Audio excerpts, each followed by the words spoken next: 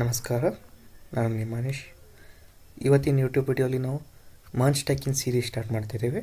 ಇದರಲ್ಲಿ ನಾವು full complete merge ಸ್ಟ್ಯಾಕನ್ನು ಕಲಿತೀವಿ. ಓಕೆ, ಸೊ ಇವಾಗ ನೀವು ಒಂದು ಸ್ವಲ್ಪ ಎಕ್ಸ್ಪ್ಲೇನ್ ಮಾಡಲಿಕ್ಕಿದೆ. ಸೊ ಅದು ಎಕ್ಸ್ಪ್ಲೇನ್ ಮಾಡಾದ್ಮೇಲೆ ನಾವು ಕೋಡಿಂಗ್ ಹತ್ರ ಹೋಗೋಣ, ಆಯಿತಾ? ಸೊ ನಾವು ಒಂದು ಟೆಕ್ಸ್ಟ್ ಎಡಿಟರ್ ಓಪನ್ ಮಾಡ್ತೀನಿ. ಟೆಕ್ಸ್ಟ್ ಎಡಿಟರ್ ಅಲ್ಲ, ಸೊ ವರ್ಡ್ ಥರ ಇರುತ್ತೆ. ಇದು ಓನ್ಲಿ ಆಫೀಸ್ ಅಂತ. ಸೊ ನೀವೇನು ಲಿನಕ್ಸ್ ಯೂಸ್ ಮಾಡತ್ತೀರ ಅಂದರೆ ಇಲ್ಲಿ ವರ್ಡ್ ನೀವೆಲ್ಲ ಪೇವೆಲ್ಲ ಮಾಡಲಿಕ್ಕೆ ಇರ್ತೈತಿ. ಸೊ ಅದಕ್ಕಿಂತ ಒಳ್ಳೇದು ಯಾರು ಫ್ರೀ ಸಾಫ್ಟ್ವೇರ್ ಯೂಸ್ ಮಾಡ್ಬೋದು. ಸೊ ಇದು ಓಪನ್ ಸೋರ್ಸ್ ಫ್ರೀ ಸಾಫ್ಟ್ವೇರ್, ಆಯಿತಾ? ಓನ್ಲಿ ಆಫೀಸ್ ಅಂತ. ಇದು ನಾರ್ಮಲ್ ವರ್ಡ್ ಥರ ಯೂಸ್ ಮಾಡ್ಬೋದು ನಾವು. ಓಕೆ, ವರ್ಡ್ ಎಕ್ಸೆಲ್ ಎಲ್ಲನೂ ಬರ್ತೈತಿ ಇದರಲ್ಲಿ. ಸೊ ನಾನು ಒಂದು ಡಾಕ್ಯುಮೆಂಟ್ ಕ್ರಿಯೇಟ್ ಮಾಡ್ತೀನಿ. ಓಕೆ, ಸೊ ಇದು ಫ್ರೀ, ಆಯಿತಾ? ಏನು ದುಡ್ಡು ಕೊಡಬೇಕಂತೇನಿಲ್ಲ. ನೀವು ಲಿನಕ್ಸ್ ಯೂಸ್ ಮಾಡತ್ತೀರಂದರೆ ಇದೊಂದು ಒಳ್ಳೆ ಆಪ್ಷನ್ ನೋಡ್ಲಿಕ್ಕೆ ನೀವು. ಓಕೆ, ಸೊ ಇವಾಗ ನಾವೇನು ಕಲಿತಾ ಇದ್ದೀವಿ? Merge stack. Okay, so merge stack ಅಂದರೆ ಏನು? ಮರ್ಜ್ ಸ್ಟ್ಯಾಕ್ ಅಂದರೆ ಅದು ಒಂದು ಫುಲ್ ಕಂಪ್ಲೀಟ್ ಒಂದು ಟೆಕ್ನಾಲಜಿ ಅಂತ ಹೇಳ್ಬೋದು, ಆಯಿತಾ? ಸೊ ಈ ಟೆಕ್ನಾಲಜಿಯನ್ನು ಯೂಸ್ ಮಾಡಿ ನಾವು ಏನು ಮಾಡ್ಬೋದು? ಒಂದು ಫುಲ್ ಕಂಪ್ಲೀಟ್ ವೆಬ್ಸೈಟನ್ನು ಬಿಲ್ಡ್ ಮಾಡ್ಬೋದು. ಓಕೆ, ಇವಾಗ ನೀವು ಈ ವಿಡಿಯೋ ನೋಡೋಕ್ಕಿಂತ ಮೊದಲೇ ನಿಮಗೊಂದು ಸ್ವಲ್ಪ ಪ್ರೋಗ್ರಾಮಿಂಗ್ ನಾಲೆಜ್ ಇರಬೇಕು, ಆಯಿತಾ? ಒಂದು ಸ್ವಲ್ಪ ಪ್ರೋಗ್ರಾಮಿಂಗ್ ಬಗ್ಗೆ ನಾಲೆಜ್ ಇರಬೇಕು. ಅದು ಯಾವ್ದ್ಯಾವ್ದು ಪ್ರೋಗ್ರಾಮಿಂಗ್ ನಿಮ್ಗೆ ಗೊತ್ತಿರಬೇಕು ಅನ್ನೋದ್ರ ಬಗ್ಗೆ ಹೇಳ್ತೇನೆ, ಆಯಿತಾ? ಸೊ ಫಸ್ಟ್ ನಿಮಗೆ HTML ಗೊತ್ತಿರಬೇಕು. HTML ಅಂದರೆ hyper text markup language. Okay, so hyper text markup language ಹಿಂಗಂದರೆ ಒಂದು ಇದರಿಂದ ಅರ್ಥ ಏನಂದರೆ ಇದೊಂದು ಮಾರ್ಕಪ್ ಲ್ಯಾಂಗ್ವೇಜ್ ಅಂತ. ಮಾರ್ಕಪ್ ಲ್ಯಾಂಗ್ವೇಜ್ ಅಂದರೆ ನಾವು ಇದರಿಂದ ಹೆಲ್ಪಿಂದ ಒಂದು ವೆಬ್ಸೈಟಿಂದ ಒಂದು ಸ್ಟ್ರಕ್ಚರನ್ನು ಬಿಲ್ಟ್ ಮಾಡ್ಬೋದು ನಾವು. ಓಕೆ, ಸೊ ಇವಾಗ ನಮ್ಮದು ವೆಬ್ಸೈಟಲ್ಲಿ ಒಂದು ಬಟನ್ ಅಥವಾ ಒಂದು ಪಿಕ್ಚರ್ ಅದೆಲ್ಲ ಬರಬೇಕಲ್ಲ, ಅದಕ್ಕೆಲ್ಲ ನಾವು HTML ಯೂಸ್ ಮಾಡ್ತೀವಿ. ಸೊ ಇದು ಮೇನ್, ಇದು ಬರಲೇಬೇಕಾಯ್ತಾ ನಿಮಗೆ? ಇದು ಬರಲಿಲ್ಲ ಅಂದರೆ ಸೀರಿಯಸ್ಲಿ ನೀವು ಮರ್ಜ್ ಸ್ಟ್ಯಾಕ್ ಅಂದರೆ ತುಂಬ ಮುಂದೆ ಬಂದಿದ್ದೀರಾ ಅಂತ ಅರ್ಥ. ಓಕೆ, ಅದಾದಮೇಲೆ ನೆಕ್ಸ್ಟ್ CSS ಬರ್ತೈತಿ. CSS ಅಂದರೆ ಕ್ಯಾಸ್ಕೇಡಿಂಗ್ ಸ್ಟೈಲ್ ಶೀಟ್. ಸ್ವಲ್ಪ ಸ್ಪೆಲ್ಲಿಂಗ್ ಮಿಸ್ಟೇಕ್ ಆಗ್ಬೋದಾ? ಓಕೆ, ಸೊ ಅದನ್ನು ಒಂದು ಸ್ವಲ್ಪ ಕಾಂಪ್ರಮೈಸ್ ಮಾಡ್ಕೊಳ್ಳಿ. ಸೊ CSS ಅಂದರೆ cascading style sheet. Cascading style sheet ಅಂದರೆ ಇದೊಂದು ನಾವು ವೆಬ್ಸೈಟಿಂದ ಸ್ಟೈಲಿಂಗ್ ಎಲ್ಲ ಐತಲ್ಲ, ಅಂದರೆ ವೆಬ್ಸೈಟಿಂದ ಒಂದು ಬ್ಯಾಕ್ಗ್ರೌಂಡಿಗೆ ಇಲ್ಲೊಂದು ಬ್ಲ್ಯಾಕ್ ಕಲರ್ ಥೀಮ್ ಎಲ್ಲ ಬರ್ತಾಯಿತ್ತಲ್ಲ, ಇವಾಗೊಂದು ಹಾಗೆಲ್ಲ ನಾವು ಇದು CSS ಇಂದ ಹೆಲ್ಪಿಂದ ಮಾಡ್ಬೋದು. ಅಂದರೆ ಇವಾಗ ಇದನ್ನ ಪಿಕ್ಚರ್ ಇದನ್ನ ಬ್ಯಾಕ್ಗ್ರೌಂಡ್ ಕಲರ್ ವೈಟ್ ಇಟ್ಟು ಟೆಕ್ಸ್ಟಿನ ಕಲರ್ ಬ್ಲ್ಯಾಕ್ ಇಡ್ಬೋದು, ಮತ್ತು ಟೆಕ್ಸ್ಟಿನ ಸೈಜ್ ಅದೆಲ್ಲ ನಾನು CSS ಇಂದ ಹೆಲ್ಪಿಂದ ಚೇಂಜ್ ಮಾಡ್ಬೋದು. ಓಕೆ, ಸೊ ಅದಾದಮೇಲೆ ನೆಕ್ಸ್ಟ್ ಜಾವಾ ಸ್ಕ್ರಿಪ್ಟ್, ಆಯಿತಾ? ಇದು ಎಲ್ಲದಕ್ಕಿಂತ ಇಂಪಾರ್ಟೆಂಟ್. ಓಕೆ, ಸೊ ಇದು ನಿಮ್ಗೆ ಫುಲ್ ಕಂಪ್ಲೀಟ್ ಬರಬೇಕಂತ ಹೇಳಂಗಿಲ್ಲ, ಆಯಿತಾ? ಸೊ ಇನ್ನು HTML ಫುಲ್ ಕಂಪ್ಲೀಟ್ ಬರಬೇಕು. CSS ನಿಮಗೆ ಒಂದು ಸ್ವಲ್ಪ ಬೇಸಿಕ್ ಆಗಿರ್ತೈತಲ್ಲ, ಅಂದರೆ ಅಲೈನ್ಮೆಂಟ್ಗಳ ಬಗ್ಗೆ, ಅಂದರೆ ಫ್ಲಕ್ಸ್ ಬಾಕ್ಸ್, ಇನ್ಲೈನ್ ಅದ್ರ ಬಗ್ಗೆ ಎಲ್ಲ ಗೊತ್ತಿರಬೇಕು. ಮತ್ತು PX REM ಅದು ಸೈಜ್ ಎಲ್ಲ ಇರ್ತೈತಿ, ಅದ್ರ ಬಗ್ಗೆ ಗೊತ್ತಿರಬೇಕು. ಜೊತೆಗೆ ಒಂದು ಸ್ವಲ್ಪ RGB ಕಲರ್ಸ್ ಬಗ್ಗೆ ಗೊತ್ತಿರಬೇಕು. ಸೊ ನಿಮ್ಗೆ ಫುಲ್ ನಾಲೆಜ್ ಇರಬೇಕಂತ ಎಲ್ಲ ಒಂದು ಐಡಿಯಾ ಇರಬೇಕು. ಓಕೆ, ಅದಂದರೆ ಏನಂತ ಗೊತ್ತಿರಬೇಕು. ಓಕೆ, ಸೊ ನೀವು ಯೂಟ್ಯೂಬಲ್ಲಿ ಸರ್ಚ್ ಮಾಡಿದ್ರೆ ಅದು ಬರ್ತೈತೆ, ಆಯಿತಾ? ಸೊ ನೀವು CSS ಹತ್ರ ಜಾಸ್ತಿ ಫೋಕಸ್ ಮಾಡ್ಲಿಕ್ಕೆ ಹೋಗಬೇಡಿ. ನಿಮಗೇನೋ ಡಿಸೈನಿಂಗ್ ಮಾಡೋದು ಇಷ್ಟ ಅಂದರೆ ನೀವು ಇದ್ರ ಹತ್ರ ಫೋಕಸ್ ಮಾಡ್ಬೋದು. ಸೊ ನಿಮಗೆ ಇಲ್ಲ ನಿಮ್ಗೆ ಬ್ಯಾಕ್ ಎಂಡ್ ಕೋಡ್ ಅಥವಾ ಒಂದು ಸ್ವಲ್ಪ ಲಾಜಿಕಲ್ ಕೋಡ್ ಬರೀಲಿಕ್ಕೆ ಇಷ್ಟ ಆಯ್ತು ಅಂದರೆ ಸೊ ಇದನ್ನು ನಿಮಗೆ ಬೇಕಂದ್ರೆ ಕಲಿಬೋದು, ಇಲ್ಲಾಂದ್ರೆ ಆಪ್ಷನಲ್, ಆಯಿತಾ? ಇದನ್ನು ನಾವು ಯಾರೋ ವೆಬ್ಸೈಟಿಂದ ಒಂದು ಇದು ಡಿಸೈನ್ ಎಲ್ಲ ಇರ್ತಿತ್ತಲ್ಲ ಅದು ಅಥವಾ ಒಂದು ಕಾಂಪೊನೆಂಟ್ಗಳನ್ನು ನಾವು ಕಾಪಿ ಮಾಡ್ಬೋದು, ಆಯಿತಾ? ಸೊ ಅದಕ್ಕೋಸ್ಕರ ಇದು ಒಂದು ಸ್ವಲ್ಪ ಅಷ್ಟು ಸೀರಿಯಸ್ ಆಗಿ ತೊಗೊಂಡ್ಬೇಡಿ. ಓಕೆ, ಸೊ ಇನ್ನೊಂದು ನಾವು CSS ಒಂದು ಸ್ವಲ್ಪ ಬೇಸ್ ವೇರಿಯಂಟ್ ಅಂತ ಹೇಳಿದ್ವಿ. ಸೊ ಇದಾದ್ಮೇಲೆ ಇದನ್ನೊಂದು ಫ್ರೇಮ್ವರ್ಕ್ ಥರ ಬರ್ತೈತಿ, ಟೇಲ್ವಿಂಡ್ CSS ಅಂತ. ಸೊ ಅಂದರೆ ಇವಾಗ ನಾವು CSS ಇಂದ ಹೆಲ್ಪಿಂದ ಇವಾಗ 10 ಲೈನ್ ಆಫ್ ಕೋಡ್ ಬರೆದ್ರೆ ಒಂದು ಏನೋ ಒಂದು ಡಿಸೈನ್ ಆಗ್ತಿತ್ತಂದರೆ ಅದು ನಾವು ಟೇಲ್ವಿಂಡ್ CSS ಇಂದ 3 ಲೈನಿನ ಕೋಡಲ್ಲಿ ಮುಗಿಸ್ಬಿಡ್ಬೋದು ಅಂತ ಹೇಳಿರಿ. ಓಕೆ, ಒಂದು ಐಡಿಯಾ ಗೊತ್ತಾಗ್ತದೆ ನಿಮ್ಗೆ. ಓಕೆ, ಸೊ ಅದಕ್ಕೆ CSS ಹತ್ರ ಜಾಸ್ತಿ ಫೋಕಸ್ ಮಾಡಬೇಡಿ. ಓಕೆ, ಆದರೆ ನಿಮ್ಗೆ ಗೊತ್ತಿರಬೇಕು ಅದ್ರ ಬಗ್ಗೆ. HTML ಇಂಪಾರ್ಟೆಂಟ್ ಮತ್ತು ಜಾವಾ ಸ್ಕ್ರಿಪ್ಟ್ ಇಂಪಾರ್ಟೆಂಟ್. ಇದು ತುಂಬ ಇಂಪಾರ್ಟೆಂಟ್ ಓಕೆ, ಯಾಕಂದರೆ ಸೊ ನಮ್ಮ ಫುಲ್ ಕಂಪ್ಲೀಟ್ ಮಂಚ್ ಸ್ಟ್ಯಾಕಲ್ಲಿ ನಾವು ಇದೇ ಯೂಸ್ ಮಾಡುವಂಥದ್ದು. ಓಕೆ ಸೊ ಇವಾಗ ಜಾವಾ ಸ್ಕ್ರಿಪ್ಟ್ ಒಂದು ಸ್ಕ್ರಿಪ್ಟಿಂಗ್ ಲ್ಯಾಂಗ್ವೇಜ್.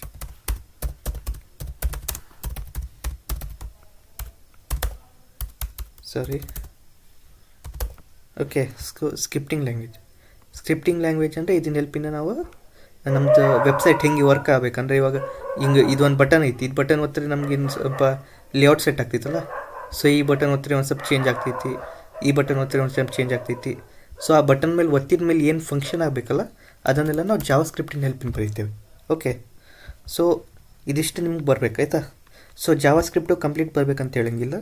ಸೊ ನಿಮ್ಗೆ ಬೇಸಿಕ್ಕಾಗಿ ಲೂಪ್ಸ್, ಫಂಕ್ಷನ್ಸ್, ಆಮೇಲೆ ಡೇಟಾ ಟೈಪ್ಗಳು, ಡೇಟಾ ಸ್ಟ್ರಕ್ಚರ್ಗಳು, ಮತ್ತು ಇಫ್ ಕಂಡೀಷನ್ ಅದೆಲ್ಲ. ಸೊ ಇದಿಷ್ಟು ಗೊತ್ತಿದ್ರೆ ಸಾಕು. ಇದಕ್ಕಿಂತ ಒಂದು ಸ್ವಲ್ಪ ಸೊ ಇದಾದಮೇಲೆ ನಿಮ್ಗೆ ಇನ್ನೊಂದು ಗೊತ್ತಿರಬೇಕಾಯ್ತಾ, ಡಾಮ್ ಅಂತ ಒಂದು ಕಾನ್ಸೆಪ್ಟ್ ಬರ್ತೈತಿ. ಸೊ ಅದು ಒಂದು ಕಾನ್ಸೆಪ್ಟ್ ನಿಮ್ಗೆ ಗೊತ್ತಿರಬೇಕು. ಸೊ ಅದು ಬಿಟ್ಟರೆ ಮುಂದೆ ಇನ್ನೂ ಅಡ್ವಾನ್ಸ್ ಕಾನ್ಸೆಪ್ಟ್ ಐತಿ, ಫೆಚ್ ಮತ್ತಂತ ತುಂಬ ಕಾನ್ಸೆಪ್ಟ್ಗಳಿದ್ದಾವೆ ಆಯಿತಾ. ಸೊ ಅದು ನಿಮ್ಗೆ ಏನೋ ಅರ್ಥ ಆದರೆ ನೀವು ಕಲಿಬೋದು, ನಿಮಗೇನೋ ಅರ್ಥ ಆಗಿಲ್ಲಲ್ಲ ಅದ್ರ ಮೇಲೆ ತುಂಬ ಫೋಕಸ್ ಮಾಡೋಕ್ಕೆ ಹೋಗಬೇಡಿ.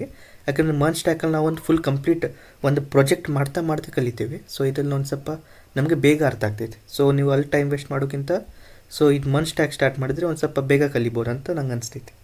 ಸೊ ನಿಮ್ಗೇನಾದ್ರು ಜಾವಾ ಸ್ಕ್ರಿಪ್ಟ್ ಕಲಿಬೇಕಾದ್ರೆ ನಿಮ್ಗೇನಾದ್ರು ಅದು ಈಸಿ ಅನಿಸ್ತಾಯ್ತು ಅಂದರೆ ಫುಲ್ ಕಂಪ್ಲೀಟ್ ಕಲ್ತ್ಕೊಂಡ್ರಿ, ಏನು ಪ್ರಾಬ್ಲಮ್ ಇಲ್ಲ. ಓಕೆ, ಸೊ ಇಲ್ಲಾಂದ್ರೆ ನಾವು ಇಲ್ಲಿ ಕಲಿತೀವಿ ಇದು ಯಾವುದು ಜಾವಾ ಸ್ಕ್ರಿಪ್ಟಿಂದ ಬೇಸಿಕ್ ಎಲ್ಲ ಕಲಿಯೋಂಗಿಲ್ಲ ನಾವು. ಒಂದು ಸ್ವಲ್ಪ ಅಡ್ವಾನ್ಸ್ ಕಾನ್ಸೆಪ್ಟ್ ಇರ್ತೈತಲ್ಲ, ಫೆಚ್ ಅದೆಲ್ಲ, ಮತ್ತು ಇನ್ನೂ ತುಂಬ ಐತಿ ಕಾನ್ಸೆಪ್ಟ್ಗಳು, ಅದ್ರ ಬಗ್ಗೆ ಎಲ್ಲ ನಾವು ಕಲಿತೇವೆ. ಓಕೆ, ಸೊ ಇದಿಷ್ಟು ನಿಮ್ಗೆ ಗೊತ್ತಿದ್ರೆ ಅಷ್ಟೇ ಈ ವಿಡಿಯೋ ನೋಡಿ, ಇಲ್ಲಾಂದರೆ ಇದೆಲ್ಲ ಕಲ್ತಾದ್ಮೇಲೆ ನೀವು ಈ ವಿಡಿಯೋ ಹತ್ರ ಬರ್ಬೋದು. ಓಕೆ, ಮುಂದೋಗೋಣ. ಸೊ ಇವಾಗ ಮಂಚ್ ಸ್ಟ್ಯಾಕ್ ಅಂತ ನಾವು ಬಂದಿದ್ವಲ್ಲ, ಮಂಚ್ ಸ್ಟ್ಯಾಕ್. ಸೊ ಇವಾಗ ಮಂಚ್ ಸ್ಟ್ಯಾಕ್ ಅಂದರೆ ಏನು?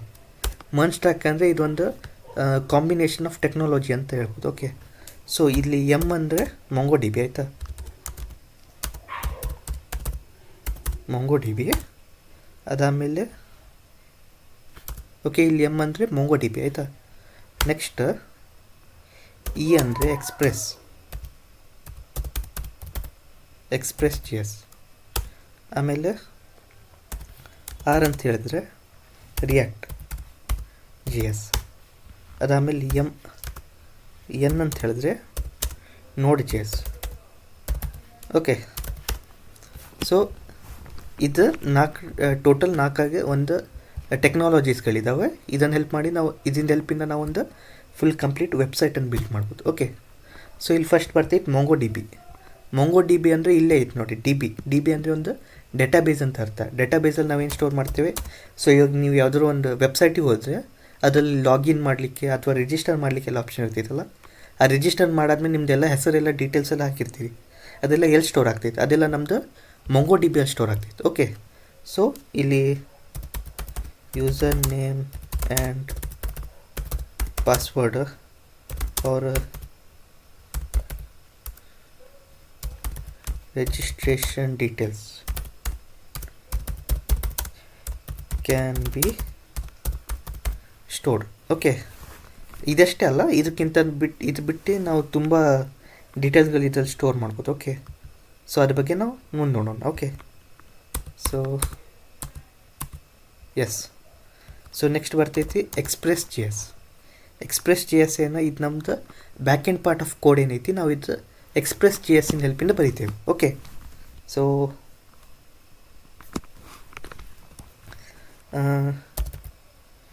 used to write backend part of code ಹೋಯ್ತಾ. ಓಕೆ, ಬ್ಯಾಕೆಂಡ್ ಪಾರ್ಟ್ ಆಫ್ ಕೋಡನ್ನು ಬರೀಲಿಕ್ಕೆ ನಾವು ಎಕ್ಸ್ಪ್ರೆಸ್ ಜಿ ಎಸ್ ಅನ್ನು ಯೂಸ್ ಮಾಡ್ತೇವೆ. ಅಂದರೆ ಇವಾಗ ನೀವು C++ ಏನೋ ನಿಮ್ಗೆ ಗೊತ್ತಿತ್ತಂದರೆ ನೀವು ಅದರಲ್ಲಿ A=A+B ಅದೆಲ್ಲ ಬರಿತೀರಲ್ಲ, ಅಂದರೆ ನೀವು ನಾರ್ಮಲ್ ಪ್ರೋಗ್ರಾಮಿಂಗ್ ಬರಿತೀರಲ್ಲ, ಸೊ ಅದೆಲ್ಲ ಪಾರ್ಟ್ ಆಫ್ ಕೋಡನ್ನು ನಾವು ಇದು ಎಕ್ಸ್ಪ್ರೆಸ್ ಜಿ ಎಸ್ ಅಲ್ಲಿ ಬರಿತೀವಿ. ಓಕೆ, ಸೊ ನಮ್ಮದು ನೆಕ್ಸ್ಟ್ ಬರ್ತೈತಿ ರಿಯಾಕ್ಟ್ ಜಿ ಎಸ್. ಸೊ ಇದರಲ್ಲಿ ನಾವೇನು ಬರಿತೀವಿ ಅಂದರೆ front end part of code ಬರಿತೀವಿ ಆಯಿತಾ. Use to write front end part of code ಆಯಿತಾ. ಇದರಿಂದ ಹೆಲ್ಪಿಂದ ನಾವು ಫ್ರಂಟಿನ ಪಾರ್ಟ್ ಆಫ್ ಕೋಡ್ ಬರಿಬೋದು. ಅಂದರೆ ಇವಾಗ ಯಾವುದೋ ಒಂದು ವೆಬ್ಸೈಟ್ ಓಪನ್ ಮಾಡೋದಂತ ತಿಳಿರಿ ಆಯಿತಾ. ಸೊ ಇಲ್ಲಿ ನಂದು ಇಂಟರ್ನೆಟ್ ಆಫ್ ಐತೆ ಆಯಿತಾ. ಸೊ ಇದನ್ನು ಕ್ಲೋಸ್ ಮಾಡ್ತೀನಿ. ಸೊ ಇವಾಗ ನಿಮ್ಗೆ ಇದೆಲ್ಲ ಕಾಣ್ತಾ ಐತಲ್ಲ, ಇಲ್ಲ ಒಂದು ಸ್ವಲ್ಪ ಟ್ಯಾಬ್ಗಳು ಬರ್ತೈತಿ ಮತ್ತು ಇಲ್ಲಿ ಒಂದು ಸ್ವಲ್ಪ ಡೀಟೇಲ್ಸ್ ಎಲ್ಲ ಟೆಕ್ಸ್ಟ್ ಎಲ್ಲ ಬರ್ತೈತಲ್ಲ, ಇದನ್ನು ಫುಲ್ ಸ್ಟ್ರಕ್ಚರ್ ಎಲ್ಲ ಕಾಣ್ತಾ ಐತಲ್ಲ ನಿಮಗೆ, ಇದು ಫುಲ್ ನಾವು ರಿಯಾಕ್ಟಿನ ಹೆಲ್ಪಿಂದ ಮಾಡ್ತೇವೆ ಆಯಿತಾ. ಸೊ ಓಕೆ, ನಿಮ್ಗೆ ಇದು ಗೊತ್ತಾಯ್ತಿರ್ಬೇಕು. ಸೊ ಇದೆಲ್ಲ ಮಾಡ್ಲಿಕ್ಕೆ ನಾವೇನು ಮಾಡ್ತೀವಿ, HTML, CSS, ಜಾವಾಸ್ಕ್ರಿಪ್ಟ್ ಟೋಟಲಾಗಿ ಇದು ಮೂರನ್ನು ಯೂಸ್ ಮಾಡ್ತೇವೆ. ಓಕೆ, ಸೊ ಇಲ್ಲಿ ಬರ್ತೀನಿ ವಾಪಸ್. ಸೊ ಇದನ್ನು ನಾವೇನು ಯೂಸ್ ಮಾಡ್ತೇವೆ, HTML, CSS, ಜಾವಾಸ್ಕ್ರಿಪ್ಟ್ ಆಯಿತಾ. ಸೊ ನಾ ಇಲ್ಲಿ ಹೇಳಿದ್ದೆ ಅಲ್ಲ, ನಾವು ಜಾವಾಸ್ಕ್ರಿಪ್ಟ್ ಬದಲಾಗಿ ಟೇಲ್ವಿಂಡ್ CSS ಅಂತ ಬರ್ತೈತಿ. ಸೊ ಅದನ್ನು ಯೂಸ್ ಮಾಡ್ತೇವೆ. ಇಲ್ಲಾಂದರೆ ನಾವು ಎಲ್ಲಂದ್ರೂ ಕಾಪಿ ಮಾಡ್ಬೋದು ಆಯಿತಾ ಅದನ್ನು. ಓಕೆ, ಸೊ ಇದಿಷ್ಟು ಟೆಕ್ನಾಲಜೀಸ್ಗೆ ಅಥವಾ ಫ್ರೇಮ್ವರ್ಕ್ಗಳನ್ನು ನಾವು ಯೂಸ್ ಮಾಡ್ತೀವಿ ಆಯಿತಾ, ಎಲ್ಲಿ React.js ಅಲ್ಲಿ. ಸೊ Express.js ಅಲ್ಲಿ ನಾವು ಜಾವಾಸ್ಕ್ರಿಪ್ಟ್ ಅಷ್ಟೇ ಯೂಸ್ ಮಾಡ್ತೀವಿ ಆಯಿತಾ, ಪ್ಲೇನ್ ಜಾವಾಸ್ಕ್ರಿಪ್ಟ್. ಸೊ MongoDB ಅಲ್ಲಿ ಇದಕ್ಕೆ ಒಂದು ಡೆಡಿಕೇಟೆಡ್ ಲ್ಯಾಂಗ್ವೇಜ್ ಬರ್ತೈತೆ ಆಯಿತಾ, ಮೊಂಗೋ ಸ್ಕ್ರಿಪ್ಟ್ ಅಂತ ಹೇಳ್ತಾರೆ ಅದಕ್ಕೆ, ಮೊಂಗೋ ಸ್ಕ್ರಿಪ್ಟ್ ಅಂತ ಹೇಳ್ತಾರೆ ಅದಕ್ಕೆ. ಓಕೆ, ಸೊ ಇದ್ರ ಬಗ್ಗೆ ನಿಮ್ಗೇನೋ ಗೊತ್ತಿಲ್ಲ ಅಂತ ಐಡಿಯಾ ಇಲ್ಲ ಅಂದರೂ ಪರವಾಗಿಲ್ಲ, ನಾವು ಇದ್ರಲ್ಲಿ ಫುಲ್ ಕಲಿಯೋಣ ಆಯಿತಾ. ಸೊ ಓಕೆ, ಸೊ MongoDB ಅಲ್ಲಿ ಮೊಂಗೋ ಸ್ಕ್ರಿಪ್ಟ್ ಅನ್ನೋ ಒಂದು ಸ್ಕ್ರಿಪ್ಟಿಂಗ್ ಲ್ಯಾಂಗ್ವೇಜ್ ಇರ್ತೈತಿ MongoDB ಅವ್ರದ್ದೇ, ಅದನ್ನು ನಾವು ಯೂಸ್ ಮಾಡ್ತೇವೆ. Express.js ಅಲ್ಲಿ ನಾವು ಜಾವಾಸ್ಕ್ರಿಪ್ಟ್ ಯೂಸ್ ಮಾಡ್ತೇವೆ. React.js ಅಲ್ಲಿ ನಾವು ಜಾವಾಸ್ಕ್ರಿಪ್ಟ್, ಟೇಲ್ವಿಂಡ್ CSS, HTML ಯೂಸ್ ಮಾಡ್ತೇವೆ. ಓಕೆ, ಸೊ ನೆಕ್ಸ್ಟ್ ಬರ್ತೈತಿ Node.js ಆಯಿತಾ.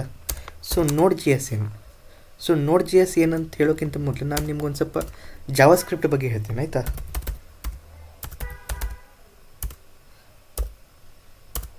ಓಕೆ, ಜಾವಾಸ್ಕ್ರಿಪ್ಟ್ ಬಗ್ಗೆ ಹೇಳ್ತೀನಿ ನಾನು ನಿಮ್ಗೆ ಮೊದಲು. ಸೊ ಜಾವಾಸ್ಕ್ರಿಪ್ಟ್ ಏನಿತ್ತಂದರೆ ಮೊದಲೇ ಇದು ಬರೀ ಬ್ರೌಸರಲ್ಲಿ ಅಷ್ಟೇ ರನ್ ಆಗ್ತಿತ್ತು ಆಯಿತಾ. ಸೊ ಅಂದರೆ ನಮ್ಮದು ನಾರ್ಮಲ್ ಕಂಪ್ಯೂಟ್ರಲ್ಲಿ ಐತಲ್ಲ, ಅಂದರೆ ನಮ್ಮದು ಪೈಥನ್, ಜಾವಾ, C++, ಇದನ್ನೆಲ್ಲ ನಾವು ಕಂಪೈಲರ್ಗಳನ್ನು ಇನ್ಸ್ಟಾಲ್ ಮಾಡಿ ಅದ್ರ ಮೇಲೆ ನಾವು C++ ಇನ್ ಪ್ರೋಗ್ರಾಮ್ ಅಥವಾ ಅದರಿಂದ ಪ್ರೋಗ್ರಾಮ್ಗಳನ್ನು ನಾವು ಬರಿಬೋದಿತ್ತು ಹೌದಲ್ಲ, ನಮ್ಮ ಕಂಪ್ಯೂಟರ್ ರನ್ ಮಾಡ್ಬೋದಿತ್ತು. ಆದರೆ ಹಾಗೆ ನಾವು ನಮ್ಮದು ಜಾವಾಸ್ಕ್ರಿಪ್ಟಲ್ಲಿ ಹಾಗೆ ಮಾಡ್ಲಿಕ್ಕೆ ಆಗಂಗಿಲ್ಲಾಗಿತ್ತು ಆಯಿತಾ. ನಾವು ನಮ್ಮ ಕಂಪ್ಯೂಟ್ರಲ್ಲಿ ಹಾಗೆ ರನ್ ಮಾಡ್ಲಿಕ್ಕೆ ಆಗಂಗಿಲ್ಲಾಗಿತ್ತು ಆಯಿತಾ. ಸೊ ಅದನ್ನು ರನ್ ಮಾಡಲಿಕ್ಕೆ ನಾವು ಬ್ರೌಸರಲ್ಲಿ ಅಷ್ಟೇ ರನ್ ಮಾಡ್ಲಿಕ್ಕೆ ಆಗ್ತಿತ್ತು. ಸೊ ಹೆಂಗೆ ರನ್ ಮಾಡ್ತಿದ್ದೆ ಅಂದರೆ, ಸೊ ಬ್ರೌಸರ್ ಮೇಲೆ ರೈಟ್ ಕ್ಲಿಕ್ ಮಾಡಿದ್ದೀರಾ, ಸೊ ಇಲ್ಲಿ ಇನ್ಸ್ಪೆಕ್ಟ್ ಮೇಲೆ ಬನ್ನಿ. ಸೊ ಇಲ್ಲಿ ಕಾನ್ಸೋಲ್ ಅಂತ ಇರ್ತೈತಿ. ಸೊ ಇದು ಕಾನ್ಸೋಲ್ ಆಯಿತಾ, ಇದ್ರಲ್ಲಿ ನಾವು ಜಾವಾಸ್ಕ್ರಿಪ್ಟನ್ನು ಬರಿತಾ ಇದ್ವಿ ಆಯಿತಾ. ಸೊ ಇಲ್ಲಿ ನಾನು ಬರಿತೀನಿ console.log ಹಲೋ ಅಂತ ಬರಿತೇನೆ ಆಯಿತಾ. ಸೊ ಇದನ್ನು ರನ್ ಮಾಡಿದೆ ಅಂದರೆ, ಸಾರಿ ನಂದೇ ತಪ್ಪು, ಕ್ಯಾಪಿಟಲಲ್ಲಿ ಬರೆದ್ಬಿಟ್ಟೆ, console.log. ಓಕೆ, ಸೊ ಇಲ್ಲಿ ನೋಡಿ ಹಲೋವನ್ನು ಪ್ರಿಂಟ್ ಮಾಡ್ತೈತೆ ಆಯಿತಾ. ಸೊ ನಿಮ್ಗೆ ಜಾವಾಸ್ಕ್ರಿಪ್ಟ್ ಗೊತ್ತೈತಿ, console.log ನಾವು ಯಾಕೆ ಯೂಸ್ ಮಾಡ್ತೀವಿ ನಿಮ್ಗೆ ಗೊತ್ತೈತೆ ಆಯಿತಾ. ಸೊ ಇದರಿಂದ ಏನಾಯ್ತು, ಇದು ನಾವು ಬರೀ ನಮ್ಮದು ಬ್ರೌಸರಲ್ಲಿ ಅಷ್ಟೇ ರನ್ ಮಾಡ್ಬೋದಿತ್ತು ಆಯಿತಾ. ಮತ್ತು ಒಂದು ಫಂಕ್ಷನ್ಸ್ಗಳು ಐತೆ ಆಯಿತಾ. ಅಲರ್ಟ್ ಅಂತ ಒಂದು ಫಂಕ್ಷನ್ ಐತೆ ಆಯಿತಾ. ಸೊ ಅಲರ್ಟಲ್ಲಿ ಬರ್ದು ಹಲೋ ಅಂತ ಹಾಕಿದೆ ಅಂದರೆ ನಾನು ಇದು ರನ್ ಮಾಡಿದೆ ಅಂದರೆ ನೋಡಿರಿ ಇಲ್ಲಿ ಹಲೋ ಅಂತ ನಮ್ಮದು ಬ್ರೌಸರಲ್ಲಿ ಒಂದು ಪಾಪಪ್ ಬರ್ತೈತಿ ಇದರಿಂದ, ಅಲರ್ಟ್ ಅನ್ನೋ ಒಂದು ಫಂಕ್ಷನನ್ನು ರನ್ ಮಾಡಿದರೆ. ಓಕೆ, ಸೊ ಇದೆಲ್ಲ ನಮ್ಮದು ಬ್ರೌಸರಲ್ಲಿ ಅಷ್ಟೇ ರನ್ ಆಗ್ತಿತ್ತು. ಇವಾಗ ನಾವು ಇದು ನಮ್ಮದು VS ಕೋಡೆಲ್ಲ ಯಾವುದಾದ್ರು ಒಂದರಲ್ಲಿ ನಾವು ಜಾವಾಸ್ಕ್ರಿಪ್ಟಿನ ಕೋಡ್ ಬರೀಲಿಕ್ಕೆ ಆಗಂಗಿಲ್ಲಾಗಿತ್ತು ಆಯಿತಾ. ಯಾಕಂದರೆ ಇದು ನಮ್ಮ ಬ್ರೌಸರಿಗೆ ಅಷ್ಟೇ ಬಿಲ್ಡ್ ಮಾಡಿರುವಂಥದ್ದು, ಅದಕ್ಕೋಸ್ಕರ. ಓಕೆ, ಸೊ ಆಮೇಲೆ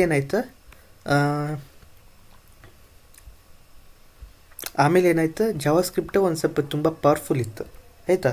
ಸೊ ಇದು ಹೆಂಗೂ ಬ್ರೌಸರಲ್ಲಿ ರನ್ ಆಗ್ತಿತ್ತಲ್ಲ ಇದು ಜಾವಾಸ್ಕ್ರಿಪ್ಟ್, ಅದಕ್ಕೆ ಯಾಕೆ ಒಂದು ಫುಲ್ ವೆಬ್ಸೈಟ್ ಐತಲ್ಲ ಅದು ಬರೀ ಜಾವಾಸ್ಕ್ರಿಪ್ಟಿನ ಬಿಲ್ಟ್ ಮಾಡ್ಬೋದಲ್ಲ. ಸೊ ಅದು ಒಂದು ಸ್ವಲ್ಪ ಒಳ್ಳೇದಾಗ್ತಿತ್ತಲ್ಲ. ಯಾಕಂದರೆ ನಾವು ಮೊದಲೇ ಜಾವಾಸ್ಕ್ರಿಪ್ಟ್ ಯೂಸ್ ಮಾಡೋಕ್ಕಿಂತ ಮೊದಲಲ್ಲ, ಅದಕ್ಕಿಂತ ಮೊದಲೇ ನಾವು .PHP ಯೂಸ್ ಮಾಡ್ತಿದ್ವಿ, ಮತ್ತು ವರ್ಡ್ ಪ್ರೆಸ್, ವರ್ಡ್ ಪ್ರೆಸ್ ಒಂದು ಪ್ರೋಗ್ರಾಮಿಂಗ್ ಲ್ಯಾಂಗ್ವೇಜ್ ಎಲ್ಲ ಆಯಿತಾ. ಸೊ ಇದು ಒಂದು ಸಾಫ್ಟ್ವೇರ್, ಇದು ನಮ್ಮದು PHP ಮೇಲೆ ಬಿಲ್ಟ್ ಆಗಿರುವಂಥದ್ದು, PHP ಮೇಲೆ. ಓಕೆ, ಸೊ ತಿಳಿರಿ CH ಮತ್ತು PHPಯನ್ನು ನಾವು ಬ್ಯಾಕ್ ಎಂಡ್ ಪಾರ್ಟ್ ಆಫ್ ಕೋಡನ್ನು ಬರೀಲಿಕ್ಕೆ ಯೂಸ್ ಮಾಡ್ತಿದ್ವಿ. ಅಂದರೆ back end part of code ಅಂದರೆ ಗೊತ್ತಾಯ್ತಲ್ಲ ನಿಮಗೆ, ಏನೋ ನಮ್ಮದು ಲಾಜಿಕ್ ಕೋಡಿಂದು ಆಯಿತಾ. ಫ್ರಂಟ್ ಎಂಡ್ ಪಾರ್ಟಿಗೆ ನಾವು HTML CSS Java script use ಮಾಡ್ತೀವಿ ಮೊದಲಿಂದ.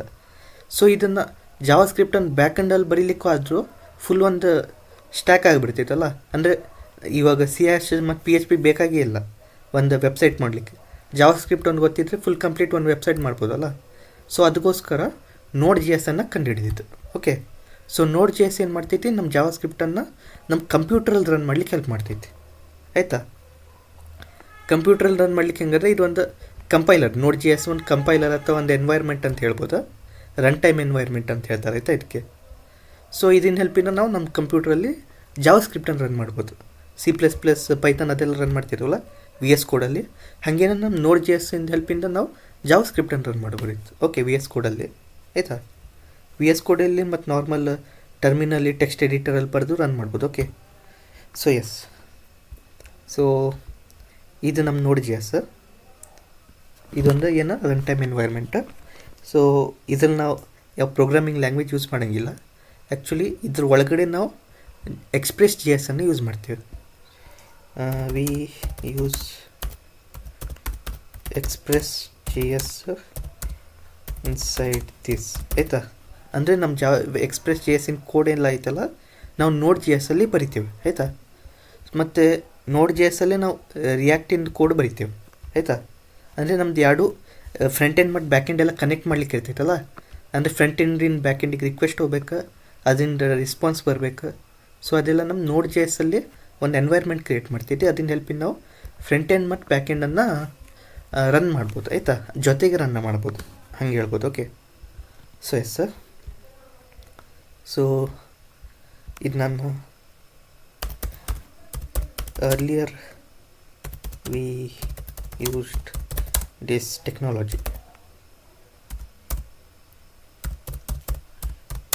for backend ಅಂತ ಬರಿತೀನಿ ಆಯಿತಾ. ಓಕೆ, ಇವಾಗ ನಿಮಗೆ ಜಾವಾ ಸ್ಕ್ರಿಪ್ಟ್ ಬಗ್ಗೆ ಗೊತ್ತಾಯ್ತಲ್ಲ. ಸೊ ಇನ್ನೊಂದು ಮಾತು ಹೇಳ್ಬೇಕು ನಿಮ್ಗೆ, ಜಾವಾ ಸ್ಕ್ರಿಪ್ಟಲ್ಲಿ V8 ಇಂಜಿನ್ ಯೂಸ್ ಆಗ್ತೈತೆ ಆಯಿತಾ. V8 ಇಂಜಿನ್ ಅಂತ ಯಾಕೆ ಹೇಳ್ತಾರೆ ಅಂದರೆ, ಇದೊಂದು ಕಂಪೈಲರ್ ಇರ್ತಿತ್ತು ಜಾವಾ ಸ್ಕ್ರಿಪ್ಟಿಂದ ಬ್ರೌಸರಲ್ಲೇ V8 ಇಂಜಿನನ್ನು ನಮ್ದು ಬಿಲ್ಟ್ ಮಾಡಿದ್ದು ಆಯಿತಾ. ಸೊ ಇದನ್ನು ಯಾರು ಬಿಲ್ಟ್ ಮಾಡಿದ್ದಂದರೆ ಗೂಗಲ್ ಕಂಪ್ನಿ ಐತಲ್ಲ. ಸೊ ನಿಮ್ಗೆ ಗೂಗಲ್ ಬಗ್ಗೆ ಗೊತ್ತೇ ಇರ್ತೈತೆ, ಒಂದು ವೆಬ್ ಬ್ರೌಸರ್ ಐತೆ ಅವ್ರದ್ದು, Google browser, Google Chrome, Google ಎರಡೂ ಐತೆ ಅವ್ರದ್ದು. ಓಕೆ, ಸೊ ಅವ್ರದ್ದು ವೆಬ್ಸೈಟ್, ಅವ್ರದ್ದು ಬ್ರೌಸರಲ್ಲಿ V8 ಅವರು ಫಸ್ಟ್ ಕಂಡುಹಿಡ್ದಿದ್ದು ಆಯಿತಾ. V8 ಇಂಜಿನ್ ಅಂತ ಹೇಳ್ತಾರೆ. ಓಕೆ, ಸೊ ಇದೇನೇನಾಯ್ತು, ಇದನ್ನ ಹೆಲ್ಪಿಂದ ನಾವು ಜಾವಾ ಸ್ಕ್ರಿಪ್ಟನ್ನೇ ನಮ್ಮದು ಬ್ರೌಸರಲ್ಲಿ ರನ್ ಮಾಡ್ಲಿಕ್ಕೆ ಆಗ್ತಿತ್ತು ಆಯಿತಾ. ಸೊ ಮೊದಲಿಗೆ ಹೇಳಿದೆಯಲ್ಲ, ನಾವು ಜಾವಾ ಸ್ಕ್ರಿಪ್ಟಲ್ಲಿ ಇದು ಬ್ರೌಸರಲ್ಲಿ ಅಷ್ಟೇ ರನ್ ಮಾಡ್ಲಿಕ್ಕೆ ಆಗ್ತಿತ್ತು ಅಂತ ಹೇಳಿದ್ದೆಲ್ಲ. ಸೊ ನಾವು V8 ಇಂಜಿನಿಂದ ಹೆಲ್ಪಿಂದ ನಾವು ಜಾವಾ ಸ್ಕ್ರಿಪ್ಟನ್ನು ನಮ್ಮದು ಬ್ರೌಸರಲ್ಲಿ ರನ್ ಮಾಡ್ತಿದ್ವಿ. ಓಕೆ, ಸೊ ಇದು ನಮ್ಮ ನಾರ್ಮಲ್ ಕಂಪೈಲರ್ ಥರನೇ. ಸೊ ಇದೇನು ಮಾಡ್ತಾಯಿದ್ದು, ನಾವು ಜಾವಾ ಸ್ಕ್ರಿಪ್ಟಲ್ಲಿ ಬರೆದಿರೋ ಕೋಡನ್ನು ಮಷಿನ್ ಕೋಡಲ್ಲಿ ಕನ್ವರ್ಟ್ ಮಾಡಿ ಅದನ್ನು ಕಂಪೈಲ್ ಮಾಡಿ ಅದರ ಔಟ್ಪುಟನ್ನು ವಾಪಸ್ ಇದು ಬ್ರೌಸರಿಗೆ ಸೆಂಡ್ ಮಾಡ್ತಿತ್ತು. ಓಕೆ, ಸೊ ಇದೇ V8 ಇಂಜಿನ್ ನಮ್ಮದು Node.js ಯೂಸ್ ಆಗಿತ್ತು. ಓಕೆ, ಸೊ ಅದರಿಂದ ಹೆಲ್ಪಿಂದ ಇವಾಗ ನಾವು ಏನು ಮಾಡತ್ತೀವಿ, ನಮ್ಮದು ಕಂಪ್ಯೂಟ್ರಲ್ಲಿ ಜಾವಾ ಸ್ಕ್ರಿಪ್ಟನ್ನು ರನ್ ಮಾಡತ್ತೀವಿ. ಅದಕ್ಕೆ ಇವಾಗ ನಮ್ಮದು ಜಾವಾ ಸ್ಕ್ರಿಪ್ಟನ್ನು ಒಂದು ಸ್ವಲ್ಪ ಫುಲ್ ಸ್ಟ್ಯಾಕ್, ಅಂದರೆ front end back end full complete website ಮಾಡಲಿಕ್ಕೆ ನಾವು ಜಾವಾ ಸ್ಕ್ರಿಪ್ಟ್ ಅಂದರೆ ಯೂಸ್ ಮಾಡ್ಲಿಕ್ಕೆ ಆಗ್ತದೆ. ಓಕೆ, ಸೊ ಈಗ ಜಾವಾ ಸ್ಕ್ರಿಪ್ಟ್ ಅಷ್ಟೇ ಯೂಸ್ ಮಾಡ್ಲಿಕ್ಕೆ ಆಗ್ತೈತಿ ನಾವು ಫ್ರಂಟ್ ಎಂಡ್ ಮತ್ತು ಬ್ಯಾಕ್ ಎಂಡಲ್ಲಿ. ಓಕೆ, ಸೊ ಬೇರೆ ಪ್ರೋಗ್ರಾಮಿಂಗ್ ಲ್ಯಾಂಗ್ವೇಜ್ ಇನ್ನೂ ಯೂಸ್ ಮಾಡ್ತಾರೆ ಆಯಿತಾ. ಸ್ವಲ್ಪ ಜನ CH, PHP ಅದೆಲ್ಲ ಯೂಸ್ ಮಾಡ್ತಾರೆ. PHP ಕಡಿಮೆ ಯೂಸ್ ಆಗೋದು ಆಯಿತಾ. PHP ಬರೀ ಇವಾಗ ವರ್ಡ್ ಪ್ರೆಸ್ಸಲ್ಲಿ ಅಷ್ಟೇ ಯೂಸ್ ಆಗ್ತೈತಿ ನಂಗೆ ಅನ್ಸ್ಮಟ್ಟಿಗೆ, ಮತ್ತು ಸಪ್ರೇಟಾಗಿ ನಂಗೆ ಅನ್ಸಲ್ಲ ಯಾರು ಯೂಸ್ ಮಾಡ್ತಾರಂತ. ಸೊ CH ಯೂಸ್ ಆಗ್ತೈತೆ ಆಯಿತಾ. CH ಯಾಕೆ ಯೂಸ್ ಆಗ್ತೈತೆ ಅಂದರೆ, ಒಂದು ಸ್ವಲ್ಪ ಕಾಂಪ್ಲೆಕ್ಸ್ ಅದು ಫುಲ್ ದೊಡ್ಡ ಪ್ರಾಜೆಕ್ಟ್ ಇರ್ತೈತಲ್ಲ, ಆವಾಗೆಲ್ಲ CH ಯೂಸ್ ಆಗ್ತೈತಿ. ಓಕೆ, ಸೊ ಇವಾಗ ನಮ್ಮ ಬಿಗಿನರ್ ಲೆವೆಲಲ್ಲಿ ಯಾವುದೋ ಒಂದು ವೆಬ್ಸೈಟ್ ಮಾಡ್ಬೋದು, ಅಂದರೆ ನಾರ್ಮಲ್ ವೆಬ್ಸೈಟ್, ಒಂದು ಯಾವುದೋ ಒಂದು ಸೋಷಿಯಲ್ ಮೀಡಿಯಾ ಆ್ಯಪ್ ಆಗಲಿ ಮತ್ತು ಯಾವುದಾದ್ರೂ ಆಗಲಿ, ನಾವು ಇದು ಮರ್ಜ್ ಸ್ಟ್ಯಾಕಿನ ಹೆಲ್ಪಿಂದ ಮಾಡ್ಬೋದು ಆಯಿತಾ.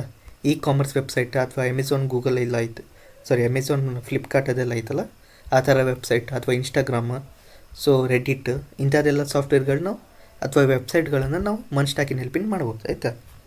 ಸೊ ಮನ್ ಸ್ಟ್ಯಾಕ್ ಆದಮೇಲೆ ಇನ್ನೊಂದು ಬರ್ತೈತಿ ನೆಕ್ಸ್ಟ್ ಜಿ ಎಸ್ ಜೊತೆಗೆ ನೋಡ್ ಜಿ ಎಸ್ ಹೋಯ್ತಾ. ಸೊ ಅದು ಒಂದು ಟೆಕ್ನಾಲಜಿ ಐತಿ. ಸೊ ಮುಂದೋಗಿ ಅದನ್ನು ನೀವು ಮಾಸ್ಟರ್ ಮಾಡೋದು ಒಳ್ಳೇದು ಆಯಿತಾ.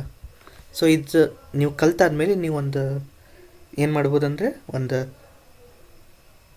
ಕಾಮರ್ಸ್ ವೆಬ್ಸೈಟ್ಗಳನ್ನು ಬಿಲ್ಟ್ ಮಾಡ್ಬೋದು, ಜೊತೆಗೆ ಯಾವುದೋ ಒಂದು ಸೋಷಿಯಲ್ ಮೀಡಿಯಾ ಆ್ಯಪ್ ಬೇಕಂದರೆ ಅದನ್ನು ಬಿಲ್ಟ್ ಮಾಡ್ಬೋದು, ಮ್ಯೂಸಿಕ್ ಪ್ಲೇಯರ್ಗಳನ್ನು ಬಿಲ್ಟ್ ಮಾಡ್ಬೋದು, ಅಂದರೆ ಸ್ಟ್ರೀಮಿಂಗ್ ಪ್ಲ್ಯಾಟ್ಫಾರ್ಮ್ ಎಲ್ಲ ಇರ್ತಾವಲ್ಲ ಅದನ್ನೆಲ್ಲ ಬಿಲ್ಟ್ ಮಾಡ್ಬೋದು ಆಯಿತಾ.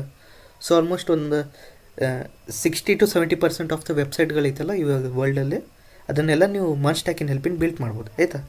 ಸೊ ಅದನ್ನು ನೀವು ಟೆಕ್ನಾಲಜೀಸನ್ನು ನೀವು ಚೇಂಜ್ ಮಾಡ್ತಾ ಇರ್ಬೇಕು ಆಯಿತಾ. ಸೊ ಇವಾಗ ಮೊಂಗೋ ಡಿ ಬಿ ಒಳ್ಳೇದಾಯ್ತಾ. ಸೊ ಇದು ರಿಲೇಷನಲ್ ಡೇಟಾಬೇಸ್ ಇದು ಆಯಿತಾ. ಸೊ ನಾನು ನಿಮಗೆ ಇದು ಮುಂದೆ ಹೇಳ್ತೇನೆ ಆಯಿತಾ ಇದ್ರ ಬಗ್ಗೆ ಎಲ್ಲ. ಓಕೆ, ಸೊ ಇದ್ರ ಬಗ್ಗೆ ಫುಲ್ ಕಂಪ್ಲೀಟ್ ಒಂದೊಂದು ಸೆಷನ್ನ ನಾವು ಒಂದೊಂದಾಗಿ ಮಾಡ್ತಾ ಹೋಗೋಣ. ಅದ್ರಲ್ಲಿ ನಾನು ನಿಮಗೆ ಫುಲ್ ಕರೆಕ್ಟಾಗಿ ಎಕ್ಸ್ಪ್ಲೇನ್ ಮಾಡ್ತೀನಿ. ಓಕೆ, ಇವತ್ತಿನ ವಿಡಿಯೋಲಿ ಇಷ್ಟೇ ಆಯಿತಾ. ಮುಂದಿನ ವಿಡಿಯೋಲಿ ನಾವೇನು ಕಲಿಯೋಣ ಅಂದರೆ ನೋಡ್ ಜಿ ಎಸ್ಸನ್ನು ಹೇಗೆ ಯೂಸ್ ಮಾಡೋದು ಅಂತ ಕಲಿಯೋಣ, ಜೊತೆಗೆ ಒಂದು ಸ್ವಲ್ಪ ಬೇಸಿಕ್ ಎಕ್ಸ್ಪ್ರೆಸ್ ಜಿ ಎಸ್ಸನ್ನು ಕಲಿಯೋಣ ಆಯಿತಾ. ಸೊ ನೆಕ್ಸ್ಟ್ ವಿಡಿಯೋಲಿ ಇದು ಕಲ್ತಾದ್ಮೇಲೆ ನಾವು ಮೊಂಗೋ ಡಿ ಬಿ ಹತ್ರ ಹೋಗೋಣ. ಮೊಂಗೋ ಡಿ ಬಿ ಕಂಪ್ಲೀಟ್ ಆದಮೇಲೆ ಎಕ್ಸ್ಪ್ರೆಸ್ ಜಿ ಎಸ್ ಒಂದು ಸ್ವಲ್ಪ ಅಡ್ವಾನ್ಸಲ್ಲಿ ಬರೆಯೋಣ ನಾವು, ಅಂದರೆ ಅಡ್ವಾನ್ಸ್ ಕೋಡಿಂಗ್ ಇರ್ತೈತಿ ಮೊಂಗೋ ಡಿ ಬಿ ಆದಮೇಲೆ. ಸೊ ಅದಾದಮೇಲೆ ನಾವು ಲಾಸ್ಟಿಗೆ ರಿಯಾಕ್ಟ್ ಜಿ ಎಸ್ ಯೂಸ್ ಮಾಡ್ತೇವೆ. ಅದಾದಮೇಲೆ ನಾವು ಡಿಪ್ಲಾಯ್ಮೆಂಟ್ ಎಲ್ಲನೂ ಮಾಡೋಣ ಆಯಿತಾ. ಫುಲ್ಲಿ ವೆಬ್ಸೈಟ್ ಒಂದು ಬಿಲ್ಟ್ ಮಾಡಿ ಒಂದು ಫುಲ್ ಕಂಪ್ಲೀಟ್ ಹೋಸ್ಟಿಂಗ್ ಆನ್ಲೈನ್ ಹೇಗೆ ಹೋಸ್ಟ್ ಮಾಡೋದಂತ ಈ ವಿಡಿಯೋಲಿ ನೋಡೋಣ. ಓಕೆ, ಈ ವಿಡಿಯೋಲಲ್ಲ, ಈ ಸೀರೀಸಲ್ಲಿ ನೋಡೋಣ. ಓಕೆ, ಸೊ ಇವತ್ತಿನ ವಿಡಿಯೋಲಿ ಇಷ್ಟೇ, ಮುಂದಿನ ವಿಡಿಯೋಲಿ ಸಿಗೋಣ. ಓಕೆ.